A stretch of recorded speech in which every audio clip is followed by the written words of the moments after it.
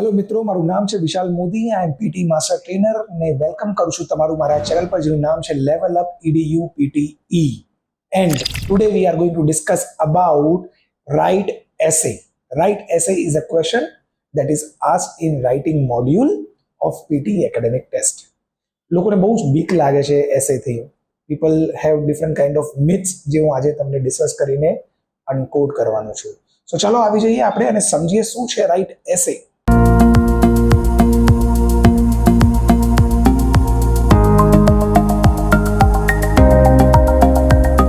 મિત્રો, essay is a task in PTE academic writing module.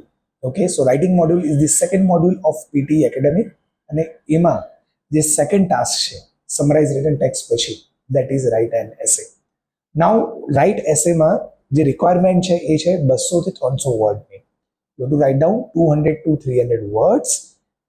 Our advice is કે તમે 200 થી ઉપર લખો. 210, 20, 25 anything. Do not write too much. બહુ જ વધારે ના લખતા, because જેટલું વધારે લખશો એટલી વધારે મિસ્ટેક્સ થશે. So do not write too much. Okay, I would suggest keep your essay till 210, 220 words and just see કે કેટલા પેરેગ્રાફ્સ તમે બનાવી રહ્યા છો. I would advise 3 paragraphs or 4 paragraphs. 3 paragraph બનાવો or 4 પેરેગ્રાફ બનાવો. Don't go to 5 or don't go to 2 as well. I will explain you what type of topics are asked. I am also going to make a video on the essays that are repeated again and again. There are essays, friends, જે બહુ બધી વખત repeat થયા છે. 40 થી 50 એસે છે. હું તમને બધા જ એસેસ બી શેર કરીશ તમારા નેક્સ્ટ વિડીયોમાં, જેનાથી તમે એના પર પ્રેક્ટિસ કરીને વધારે માર્ક્સ લાવી શકો છો. રાઈટ, ચલો તો હું તમને થોડા ટોપિક સમજાવું અને એના ટેમ્પલેટ સમજાવું કમ્પ્યુટર પર કે આ templates are successfully utilized, right, and they are tried and tested. મારા સ્ટુડન્ટ્સે યુઝ કર્યા છે ને એમને પૂરા માર્ક્સ મળ્યા છે. તો આજે આપણે એ બી સમજવાના છે. ચલો આવી જાઓ કમ્પ્યુટર પર અને સમજીએ રાઇટ એસે શું છે. સો આવી જઈએ આપણા નેક્સ્ટ ટાસ્કમાં, જે છે રાઇટિંગ ટાસ્ક 2 રાઇટ એસે. મિત્રો, એસે જે છે તમારા પાસે પીટીમાં એક આવશે. એસેનું જે ટાઈમિંગ છે that is 20 minutes. If we see the instruction, it says you will have 20 minutes to plan, write and revise an essay about the topic below. Your response will be judged on how well you develop a position, organize your ideas, present supporting details and control the elements of standard written English. You should write 200 to 300 words. Okay, સો 200 થી 300 વર્ડમાં તમારે એસે લખવાનું છે, નિબંધ લખવાનું છે 20 મિનિટની અંદર. આમાં બી તમારા પાસે વર્ડ કાઉન્ટર છે અને ટાઈમર છે. ટોપિક આપેલું રહેશે અને અહીંયા સ્પેસ આપેલું છે જ્યાં તમને એસે લખવાનું છે. આઈ વુડ સજેસ્ટ કે તમે એસે 210 થી 20 વર્ડમાં લખો. બહુ લાંબુ એસે ના લખતા, કેમ કે જેટલા લાંબા તમે એસે લખશો, જેટલા વધારે પેરેગ્રાફ લખશો, એટલા વધારે મિસ્ટેક્સ થવાના ચાન્સીસ છે. સો 200 વર્ડથી તમે ઉપર જતા રહ્યા એટલે તમારા જે ફોર્મના પોઈન્ટ છે એ ફૂલ માર્ક્સ મળી જશે. કેટલા માર્ક્સનું કેટલા પોઈન્ટ્સનું એસે છે, તો એસેમાંથી આપણને 15 પોઈન્ટ્સ મળે છે રાઇટિંગ ટાસ્કમાં. આ ટાસ્કમાં મિત્રો ખાલી રાઇટિંગના જ માર્ક્સ મળે છે, બીજા કોઈના માર્ક્સ મળતા નથી. સો સમરાઇઝ રિટન ટેક્સ્ટમાં 2 માર્ક્સ જાય છે, 2 જગ્યાએ માર્ક્સ જાય છે, એક રીડિંગના અને એક રાઇટિંગના. પણ આમાં આપણને ફક્ત ને ફક્ત રાઇટિંગના જ માર્ક્સ મળે છે, જે 15 પોઈન્ટ છે. હવે 15 પોઈન્ટ કેવી રીતે મળે છે એનું આખું સ્ટ્રક્ચર છે, હું તમને સમજાવી દઉં જરા. 3 પોઈન્ટ તમારા કોન્ટેન્ટના મળે છે, જે ટોપિક છે એના રિલેટેડ જો તમે જવાબ આપ્યું છે તો તમને 3 પોઈન્ટ કોન્ટેન્ટના મળશે. 2 પોઈન્ટ ફોર્મના છે. ફોર્મ એટલે જે વર્ડ લેન્થ છે, તમે એ વર્ડ લેન્થમાં લખી રહ્યા છો કે નથી લખી રહ્યા. સો if you are about 200 word, 210, 20 word, તો તમને ફોર્મના 2 પોઈન્ટ મળે છે. ડેવલપમેન્ટ, તમે આખું એસે કેવી રીતે ડેવલપ કર્યું છે, કેવી રીતે સ્ટ્રક્ચરમાં લખ્યું છે, કોહરન્સ, 2-3 લાઈનોની વચ્ચે કનેક્ટિવિટી કેવી છે, એના બીજા 2 માર્ક્સ મળે છે. ગ્રામરના 2 માર્ક્સ છે, સ્પેલિંગના 2 માર્ક્સ છે. લિંગ્વિસ્ટિક રેન્જ, તમારી જે લેંગ્વેજ તમે યુઝ કરી છે, જે વર્ડ્સ યુઝ કર્યા છે એની રેન્જ કેટલી સારી છે, એના બીજા 2 પોઈન્ટ છે. અને વોકેબના બીજા 2 પોઈન્ટ છે. વોકેબ એટલે various kind of words that are using. Words repetitive નથી, અલગ વેરાયટીના વર્ડ્સ છે, કોમ્પ્લેક્સ વર્ડ્સ છે, સિમ્પલ વર્ડ્સ નથી, રાઈટ? આ બધી વસ્તુઓના બીજા હજી 2 પોઈન્ટ્સ છે.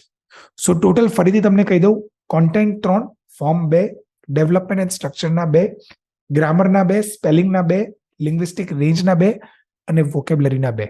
સો ટોટલ થાય છે 15 પોઈન્ટ. આ એસે લખતા સમય તમે ધ્યાન રાખજો ફરીથી, because you are using your keyboard, don't make spelling mistake, make spelling mistake list possible. Okay, use capital alphabets wherever is required, like પહેલા ફર્સ્ટ સેન્ટેન્સ, સ્ટાર્ટિંગ સેન્ટેન્સ હોય, ફૂલ સ્ટોપ પછીનો સેન્ટેન્સ હોય તો યુઝ કેપિટલ આલ્ફાબેટ. આઈ એકલું હોય then use capital alphabet. And proper noun હોય, નામ હોય કોઈના, then use capital alphabet. Address છે, કોઈ લોકેશન છે, કોઈ સિટી છે, કોઈ રોડ છે, કોઈ રિવરનું નામ છે, કોઈ માઉન્ટેનનું નામ છે, કોઈ માણસનું નામ છે, મેગઝીનનું નામ છે, બુકનું નામ છે, then use capital alphabet. Otherwise ક્યાંય બી capital alphabet use નથી કરવાનું. You will ask me, templates ચાલશે અહીંયા?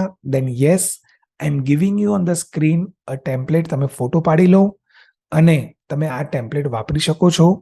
આ ટેમ્પલેટ ટ્રાઈડ એન્ડ ટેસ્ટેડ છે મિત્રો. સો તમે આને યુઝ કરો.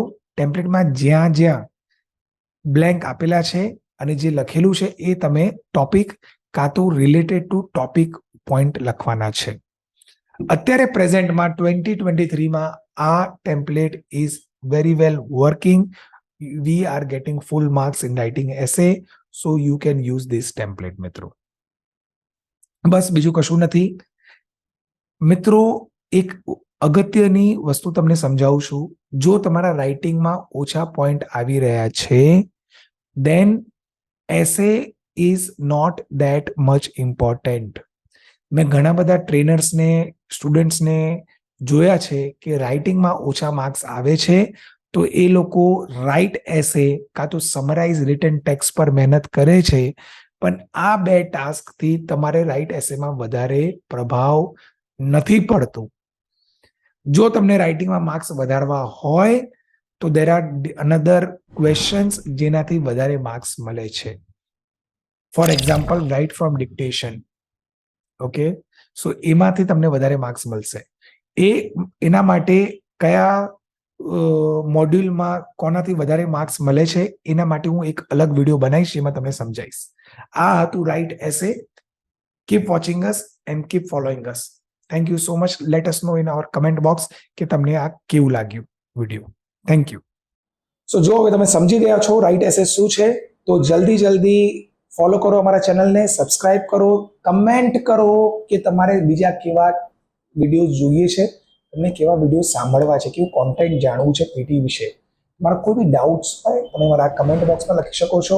And yes, do not forget to subscribe our channel so that you get notified when I upload new video, the latest videos. અમારી office બી છે વિજય 4 રસ્તા અમદાવાદમાં. તમે આવો. અમારે કોર્સ કરવી હોય online or offline, we are available. and we are experts in PTE. અમારા સ્કોર્સ સ્ટુડન્ટ્સના 90 આઉટ ઓફ 90 બી આવી ચૂક્યા છે. સો તમારે જો સારી રીતે માહિતી જોઈતી હોય, સારી રીતે તમને ગેરંટેડ સ્કોર જોઈતા હોય, then do join our course. Thank you so much for listening to us. Bye bye.